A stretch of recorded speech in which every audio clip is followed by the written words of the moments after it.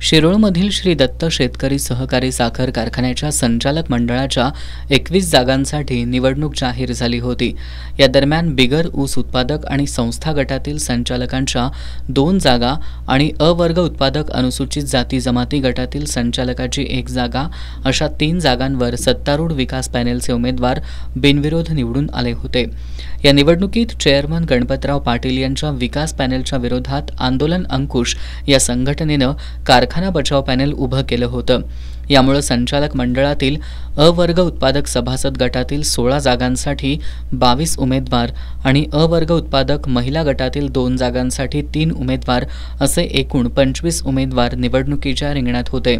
बुधवारी संचालक पदाच्या 18 जागांच्या निवडीसाठी कारखाना कार्यस्थळावर मतदान झालं होतं। कारखान्याच्या 26,726 सभासद मतदारांपैकी 16,608 मतदारांनी मतदानाचा हक्क बजावला होता। आज मतदानाची मतमोजणी करण्यात आली। निकाल ऐकण्यासाठी श्री दत्त ग्राहक भांडार परिसरात गणपतराव पाटील यांच्यासह श्री दत्त शेतकरी विकास पॅनेलमधील उमेदवार आणि त्यांचे समर्थक मोठ्या संख्येनं उपस्थित होते। या मतमोजणीत सत्ताधारी गणपतराव पाटील यांच्या विकास पॅनेलला सभासदांनी पुन्हा पसंती दिल्याचं दिसून आलं। जिल्हाधिकारी अमोल येडगे यांनी व्हिडिओ कॉन्फरन्सिंगद्वारे विकास पॅनेलचे सर्व उमेदवार विजयी झाल्याचं जाहीर केलं। या निकालानंतर कार्यकर्त्यांनी गुलाल उधळून आणि फटाक्यांची आतषबाजी करून जल्लोष केला।